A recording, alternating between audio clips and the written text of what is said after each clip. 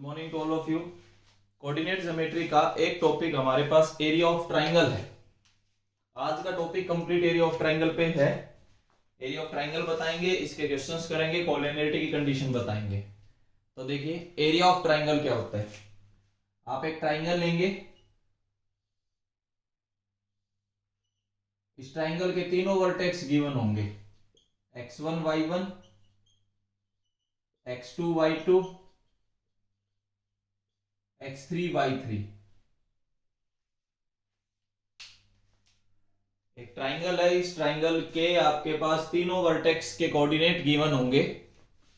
हमें फाइंड करना होगा area of triangle ABC. Delta से अगर मैं रिप्रेजेंट करूं, हाफ ऑफ मोड आएगा सबसे पहले, ध्यान रखना।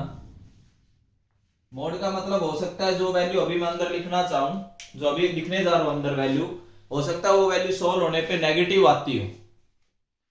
ठीक है, तो नेगेटिव वैल्यू अगर आती है तो भी आपने पॉजिटिव ही लेना है, क्योंकि एरिया हमेशा पॉजिटिव होता है। तो यहां से आप क्या लिखोगे, देखो 1 2 3, सबसे पहले आप ऊपर वाले पार्ट पे ध्यान देना, 1 2 3। फिर हम क्या करेंगे, 1 को आगे रिप्लेस कर देंगे, 2 3 1। मैंने 1 को आगे भेज दिया, इस 1 को उठाया आगे भेज दिया, 1 2 3। फिर क्या आया, 2 3 1।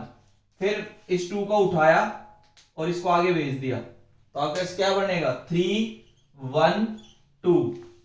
पहले देखो नंबरिंग याद रखने के लिए है। अब देखो इसके हिसाब से हम कैसे लिखेंगे, x1 इंटू 1 2 3 के हिसाब से अगर आप लिखना चाहो तो x1 into y2 minus y3, फिर plus x2 into y3 minus y1, फिर plus x3 into y1 minus y2। ये आपके पास है, ये एरिया ऑफ ट्राइंगल का फॉर्मूला है। मोड जरूर याद रखना, हो सकता है ये वैल्यू अंदर जो हम सोल्व करें ये नेगेटिव आ जाए, तो हमने इसकी मॉडुलस वैल्यू एब्सोल्यूट वैल्यू लेनी है, मतलब हमें इसको पॉजिटिव ही लेना है। ठीक है, अगर आप इसको पॉजिटिव लोगे और उसको आपसे डिवाइड कर दो, मतलब आपसे मल्टीप्लाई कर दोगे, 2 से डिवाइड कर दोगे, तो वो आपका एरिया ऑफ ट्राइंगल आएगा। This is the area of triangle ABC. तीनों वर्टेक्स गिवन होंगे। एरिया फाइंड करने का तरीका है x1 into y2 minus y3 plus x2 into y3 minus y1 plus x3 into y1 minus y2। ये area of triangle है ABC. आपके पास triangle है, तीनों वर्टेक्स गिवन मिलेंगे। एक बार जो भी लाइव क्लास में जुड़ चुके हैं, मैं उनसे ये पूछना चाहूंगा, जो भी बच्चे लाइव में जुड़े हुए हैं फिलहाल, जिस बच्चे को बोर्ड क्लियर है, साउंड क्लियर है, ये समझ आ रहा है बोर्ड पे लिखा हुआ, रेज योर हैंड।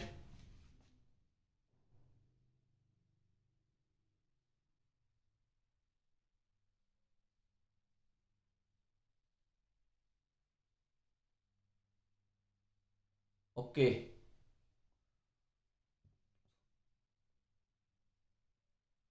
ठीक है, हम आगे बढ़ते हैं। देखिए एरिया ऑफ ट्राइंगल आपने याद रखना है, ये तो सीबीएसई का भी पार्ट है। ठीक है, सीबीएसई में भी पूछा जा सकता है एरिया ऑफ ट्राइंगल। अब देखिए कुछ क्वेश्चंस इस पर डिस्कस करते हैं।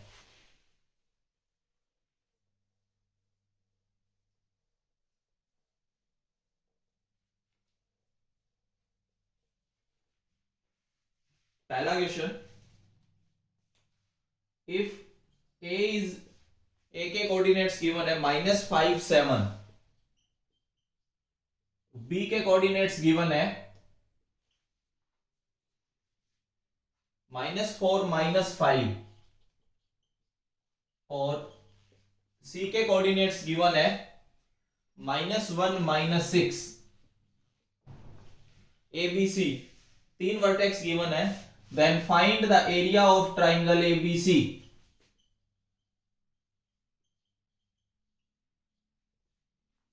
इस ट्राइंगल का एरिया फाइंड करके दिखाना है। देखिए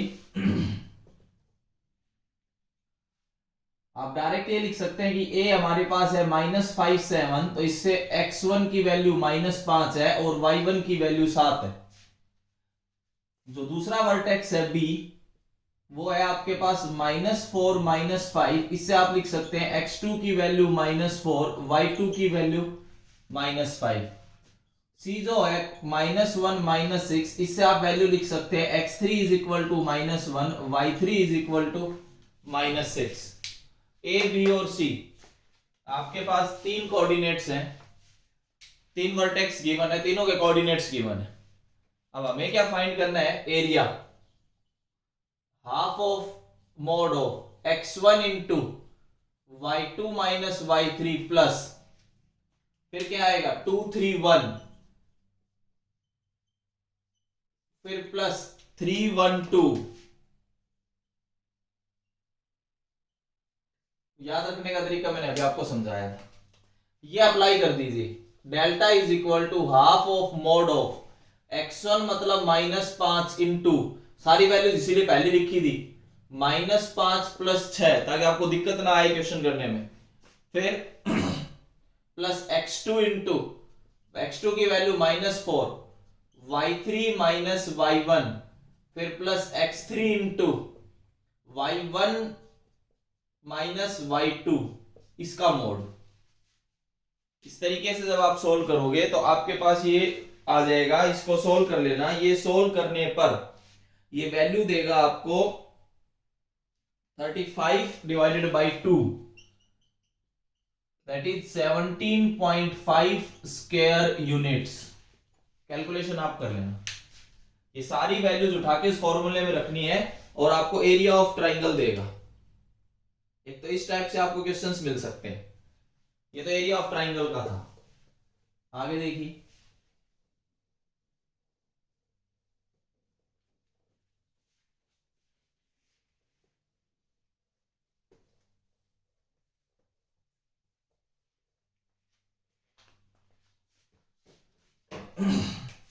कोलिनियरिटी की कंडीशन बता देता हूं पहले।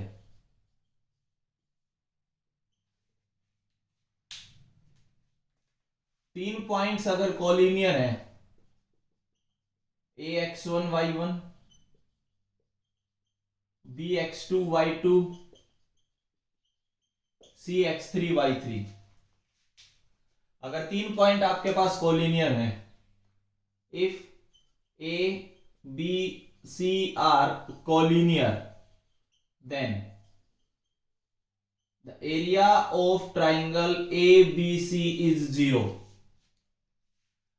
ठीक है, तो हमें इससे ये मिल जाएगा, हाफ भी अगर आप हटा दो तो we get x1 into y2 minus y3 plus y3 minus y1 plus y1 minus y2 का मोड, ये 0 आएगा। अगर तीन पॉइंट कोलिनियर हैं तो आप इस कंडीशन को याद रखना कि तीन पॉइंट्स कोलिनियर होने पे आप ये कंडीशन अप्लाई कर सकते हैं। If ABC are collinear then the area of triangle ABC is, ये आपके पास 0 रहेगा। ठीक है, जैसे कि देखो इस पे कैसे क्वेश्चंस आ सकते हैं।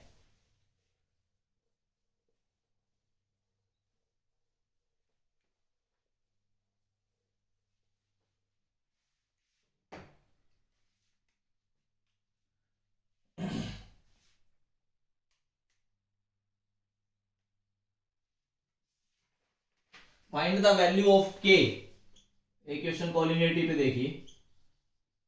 Find the value of k for which points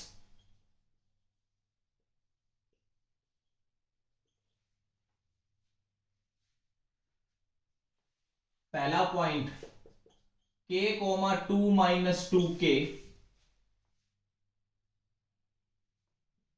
minus k plus 1, 2k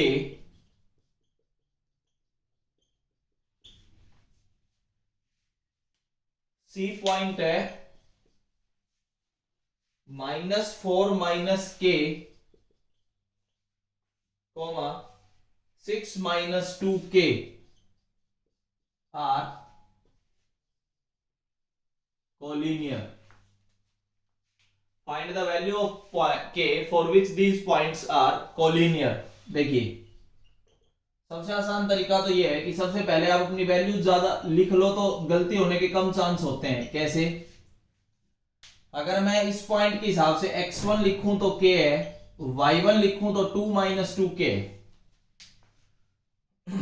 अगर आप b पॉइंट को लिखें -k+1, 2k, अगर इस हिसाब से बात करूं तो x2 की वैल्यू -k+1 है और y2 की वैल्यू 2k है।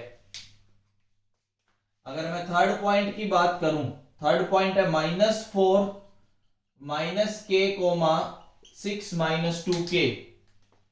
इसके हिसाब से बात करें तो x3 की वैल्यू -4 -k और y3 की वैल्यू 6 - 2k। यहाँ पे सारी वैल्यूज आ गई, x1 y1 x2 y2 x3 y3। अब ये पॉइंट्स हैं वो कोलिनियर गिवन है। अगर कोलिनियर गिवन है तो according to question A, B and C are collinear. अगर कोलिनियर है तो that is mod of, mod जरूर याद रखना, x1 into y2 minus y3 plus x2 into y3 minus y1 plus x3 into y1 minus y2 का mode is equal to 0। इस हिसाब से अगर आप बात करें तो मोड ऑफ x1 की value k into y2 minus y3 तो 2k minus 6 plus 2k, y2 में से y3 घटा दिया आपने, फिर प्लस x2 इंटू, देखो सारी वैल्यूज इसीलिए पहले क्लियर लिखी थी, इंटू y3 माइनस y1। अगर आप y3 में से y1 घटाओगे तो we get 4, फिर plus x3 -4 minus k into y1 minus y2। अगर आप y1 में से y2 घटाओगे तो 2 माइनस 4k का मोड इज इक्वल टू 0। कुछ ऐसा आपके आगे अप्लाई करोगे आप, ये फॉर्मूला आप अप्लाई करके इसको जब आप 0 करोगे तो इसको और थोड़ा सा देखो सॉल्व करते हैं। वी गेट क्वाड्रेटिक इक्वेशन बनेगी, देखो 2 और 2 4, 4k square minus 6k minus 4k plus 4। अब इधर आ जाइए, जब आप माइनस से मल्टीप्लाई करोगे -8 प्लस का 16k माइनस का 2k प्लस का 4k square is equal to 0। We get 8k square, फिर माइनस का 6 माइनस का 4 10 12 प्लस का 4k और कांस्टेंट टर्म पे हो रहा जी 4 माइनस 8 माइनस का 4 इज इक्वल टू 0। 0 है तो मोड हट जाएगा और 4 से डिवाइड कर दो, 2k square plus k minus 1 is equal to 0। इसके हम कर देंगे middle term factor, 2k square plus 2k minus k minus 1 is equal to 0। इस मिडल टर्म फैक्टर को अगर आप सॉल्व करवाओगे, आपने पॉलिनोमियल में किया हुआ है ऐसा, ये कोलिनियरिटी का मैंने बता दिया है कि अगर कोलिनियर आ जाए तो ऐसे अननोन पूछ सकता है। इससे आगे हमने 2k कॉमन लिया, क्या बचा k प्लस 1 माइनस 1 कॉमन लिया, k plus 1 is equal to 0। We get k plus 1 into 2k minus 1 is equal to 0। यहां से आपके पास दो आंसर आते हैं, या तो आपके पास k आएगा -1 या आपके पास k आएगा हाफ। ये आपके पास दो आंसर रहेंगे। ये आपके पास कोलिनियरिटी के क्वेश्चंस मैंने कराए कि कोलिनियरिटी कैसे कर सकते हैं, ठीक है, और एरिया कैसे फाइंड होता है, कोलिनियरिटी और एरिया, ठीक है। दो कंसेप्ट तो आपने ये याद रखना है। क्वेश्चंस आपके मॉड्यूल में होंगे, आपकी बुक में होंगे जो आप पढ़ते आ रहे हो, ठीक है, उसी में से आपने ट्राई करते रहना है। कोई डाउट है तो आप पूछ सकते हैं। ये मैंने शायद आपको 9th क्लास में भी आपको पहले बताया हुआ है। अब थोड़ा सा और आगे बढ़ते हैं, देखिए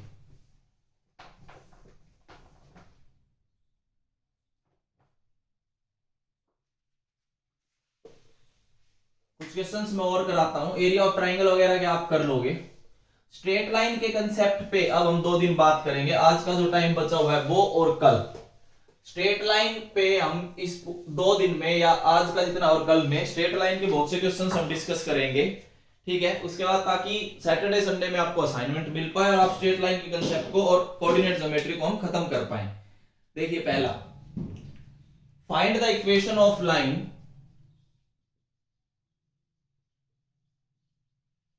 एरिया ऑफ ट्राइंगल के बाद अब मैं स्ट्रेट लाइन के कंसेप्ट जो आपको बताए हुए हैं उसके क्वेश्चन शुरू कर रहा हूं, ध्यान से समझते चलना। Find the equation of line with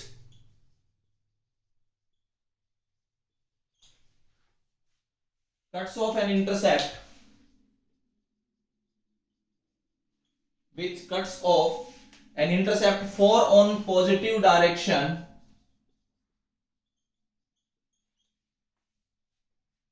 of x-axis and intercept 3 on negative y-axis। ये देखिए करना कैसे वो सुनिए, मैं डायग्राम से आपको समझाने की कोशिश करता हूं।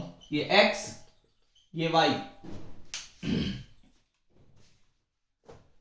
अब हम क्या करेंगे, उसने कहा है नेगेटिव y एक्सिस और पॉजिटिव x एक्सिस को लाइन कुछ इस तरीके से मिलेगी। इस पॉइंट को मैं a मान लेता हूं, इस पॉइंट को मैं b लिख रहा हूं। अगर आप ध्यान से देखो तो ये जो डिस्टेंस है ये 3 है, डिस्टेंस तो हमेशा पॉजिटिव ली जाएगी, और ये जो डिस्टेंस है कितनी बोली गई है 4। ये डिस्टेंस 3 है, ये डिस्टेंस 4 है। अगर आप इसके हिसाब से x by a plus y by b is equal to 1 लगाएं तो देखिए क्या आएगा।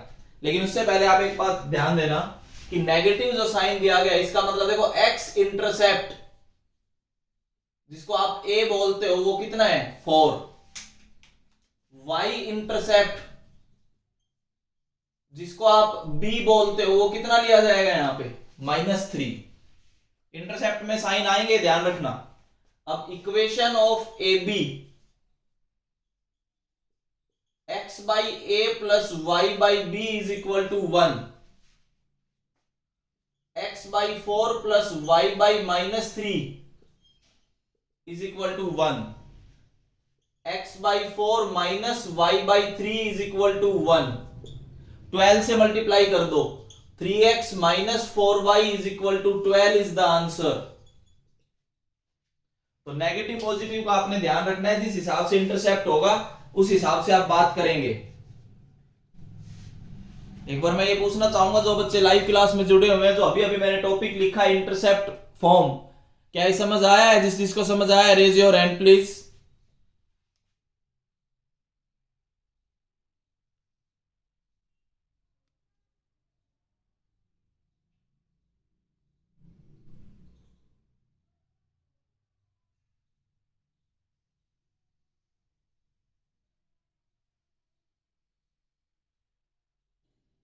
ठीक है, और आगे बढ़ते हैं। देखिए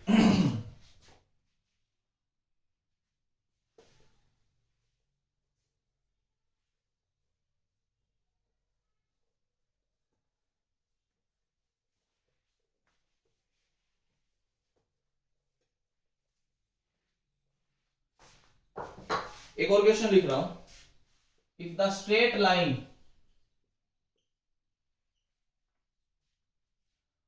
2x plus 3ay minus 1 is equal to 0 and 3x plus 4y plus 1 is equal to 0 are mutually perpendicular.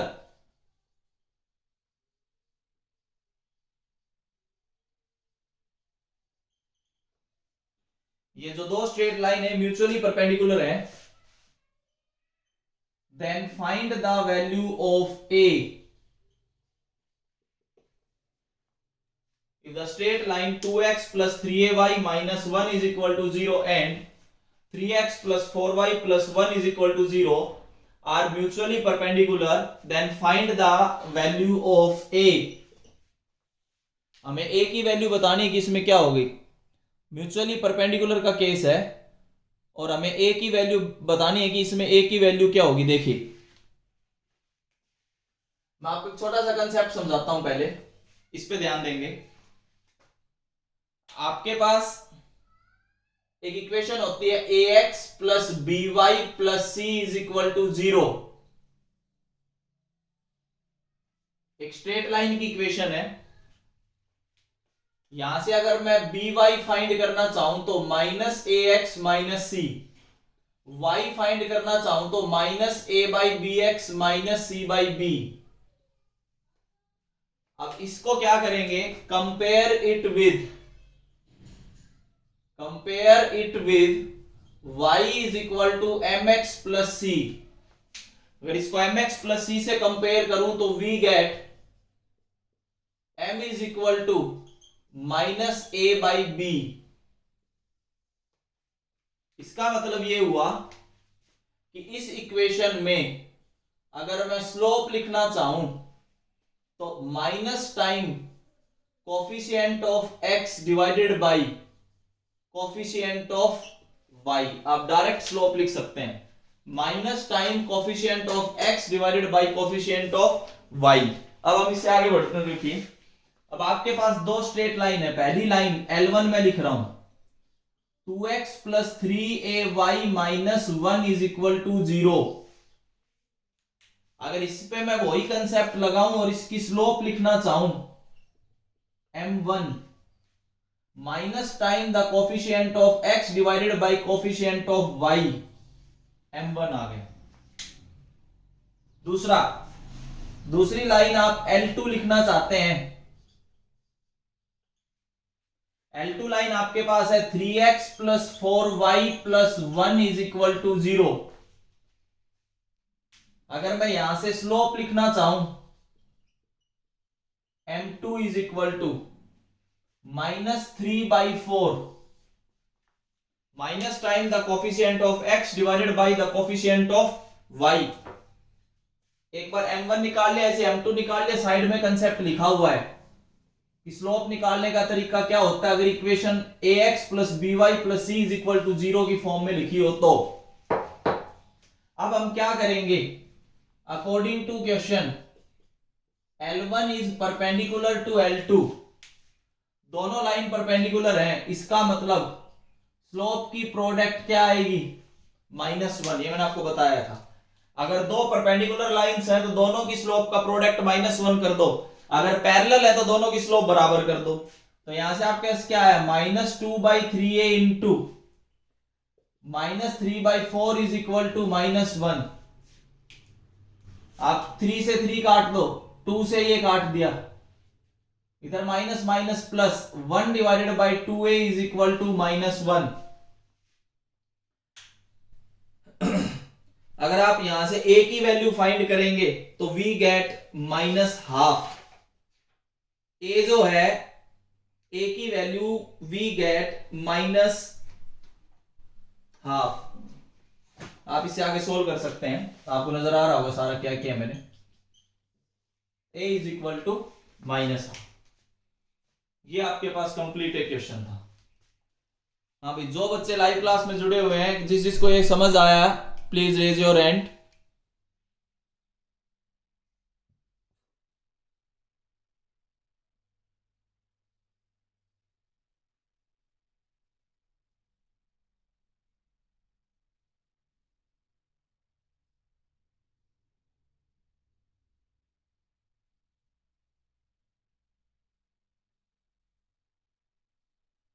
Okay, और आगे बढ़ते हैं। देखिए ये कंसेप्ट आप जरूर समझते चलना भी, जितने भी मैं करवा रहा हूं। अगला क्वेश्चन देखिए, आज और कल में इस कंसेप्ट को खत्म करने की कोशिश करेंगे ताकि 2 दिन में आपको असाइनमेंट मिले और आप इस चैप्टर को खत्म करो, फिर हम नेक्स्ट चैप्टर पे बढ़े आगे।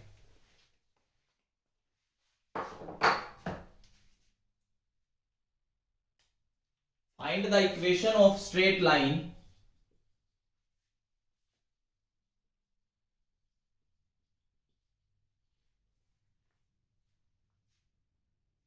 that has y-intercept 4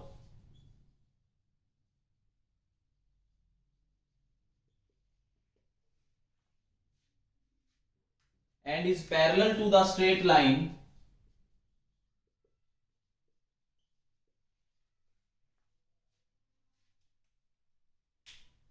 two x minus 3y is equal to 7.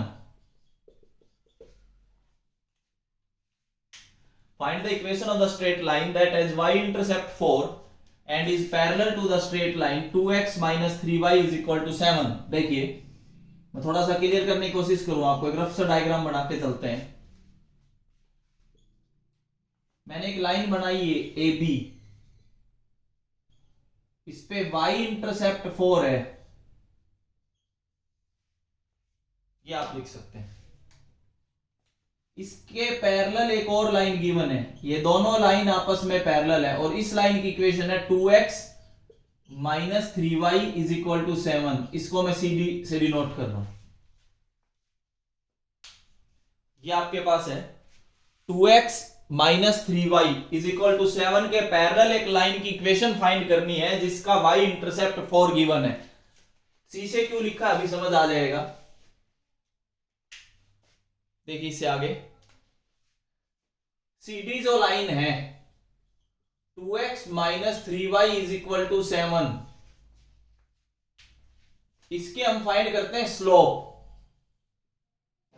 m1 minus 2 divided by minus 3 that is 2/3 minus time the coefficient of x divided by the coefficient of y, slope देता है हमेशा 2/3।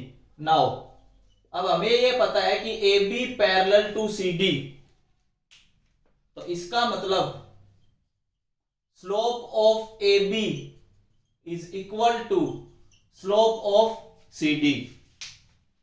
This implies m2 is equal to m1, तो m2 की value हमारे पास आ गई कितनी 2/3। Now equation of A B is y is equal to M X plus C. आपने एक फॉर्म पढ़ी थी, उसमें c y इंटरसेप्ट होता है, ध्यान रखना। y is equal to 2/3x plus 4। थोड़ा सा अगर आप इसको सोल्व करके लिखो तो we get 3y is equal to 2x plus 12 is the answer. 3y is equal to 2x plus 12 is the answer. हाँ भाई बताइए, जिस बच्चे को ये कंसेप्ट क्लियर है, बोर्ड क्लियर है, साउंड क्लियर है, लाइव क्लास में प्लीज रेज योर हैंड ताकि हम आगे बढ़ते रहें। मैं एक कंसेप्ट पे आगे बढ़ रहा हूं स्ट्रेट लाइन पे।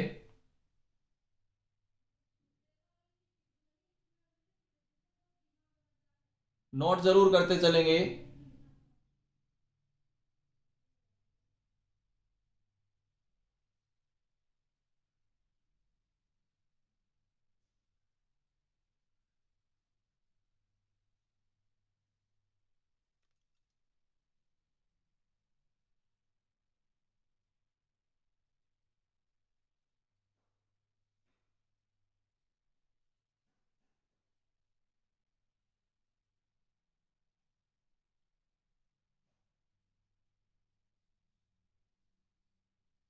ओके और आगे बढ़ते हैं। देखिए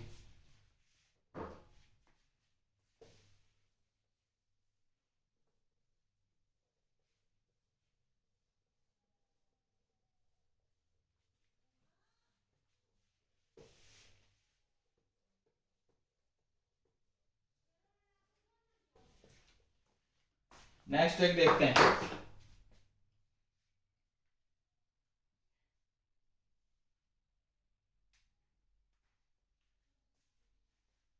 find the equation of A line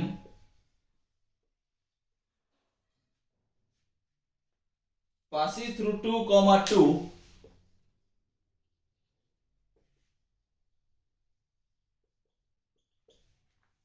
find the equation of line passes through 2, 2 and is perpendicular to line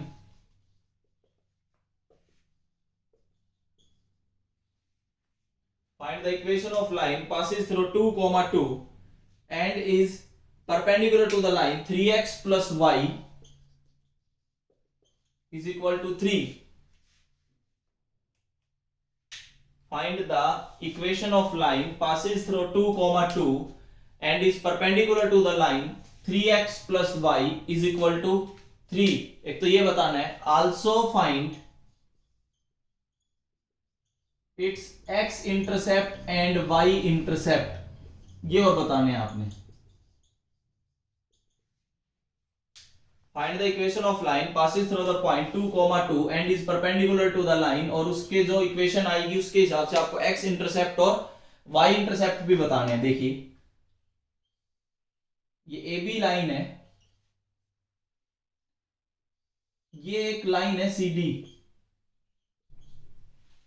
ये जो AB लाइन है ये पास हो रही है 2, 2 पॉइंट से, इसको P मान लेता हूं. और CD लाइन की इक्वेशन गिवन है क्या, 3x plus y is equal to 3 और ये 90 डिग्री पे है. एक तो हमें AB की इक्वेशन बतानी है और AB के इंटरसेप्ट बताने हैं कि AB के इंटरसेप्ट क्या होंगे. देखिए सबसे पहले हम बात करेंगे CD के बारे में. CD की इक्वेशन है 3x plus y is equal to 3. अगर मैं यहां पे स्लोप की बात करूं तो स्लोप क्या आएगी, -3/1 दैट इज -3. इसको मैं m1 लिख लेता हूं -3 minus time the coefficient of x divided by the coefficient of y. Now अब ये गिवन है कि AB परपेंडिकुलर टू CD. अगर AB CD के परपेंडिकुलर है तो आपको ये पता है कि slope of AB is equal to -1 divided by slope of CD. क्योंकि दो परपेंडिकुलर लाइंस की स्लोप का प्रोडक्ट -1 होता है. अगर मैं यहां से फाइंड करना चाहूं तो m2 is equal to -1 divided by m1, तो we get m2 is equal to 1/3. आपके पास AB लाइन की स्लोप आ गई, CD लाइन के परपेंडिकुलर जो लाइन आपको AB नजर आ रही है उसकी स्लोप आ गई. इसके बाद देखिए हम क्या करेंगे, इसके बाद हम इक्वेशन फाइंड करेंगे AB की. अगर आप AB की इक्वेशन फाइंड करना चाहते हैं, equation of AB 1 point form y minus y1 is equal to m2 into x minus x1. अब x1 y1 की बात करें तो यहां से है x1 की वैल्यू 2 और y1 की वैल्यू भी क्या है 2. आपको 1 पॉइंट फॉर्म समझाया था. अगर ये यहां पे लिखता हूं तो y minus 2 is equal to slope 1/3 into x minus 2. y minus y1 is equal to m into x minus x1. ठीक है. इसके बाद हम क्या करेंगे, 3 इधर मल्टीप्लाई किया तो 3y minus 6 is equal to x minus 2. मैं इस इक्वेशन को थोड़ा सा सही लिखता हूं, यह आएगा x minus 3y is equal to -4. x minus 3y is equal to -4. अब बताने थे इसके इंटरसेप्ट. इंटरसेप्ट निकालने का तरीका और समझे हो. आपका इक्वेशन आ गई x minus 3y is equal to -4. इसके बाद देखो इंटरसेप्ट कैसे फाइंड होते हैं. इंटरसेप्ट फाइंड करने के लिए हमेशा ध्यान रखना RHS को यूनिटी बनाना है. RHS को यूनिटी बनाने के लिए आप -4 से डिवाइड करेंगे तो x divided by -4 -3y divided by -4 is equal to 1. मैं थोड़ा सा इसको घुमा के लिखता हूं. This implies x divided by -4 plus y divided by 4/3 is equal to 1. x by a plus y by b is equal to 1. इसका मतलब यहां से जो x इंटरसेप्ट है वो तो -4 है और जो y इंटरसेप्ट है वो है 4/3. ये आपके पास आंसर आएगा. इसको इंटरसेप्ट फॉर्म में बदलने के लिए हमेशा RHS को 1 बनाओगे +1. RHS को +1 बनाने के लिए मैंने -4 से डिवाइड कर दिया दोनों साइड. उसके बाद क्या करना है, x by a plus y by b की फॉर्म में इसको कन्वर्ट करोगे.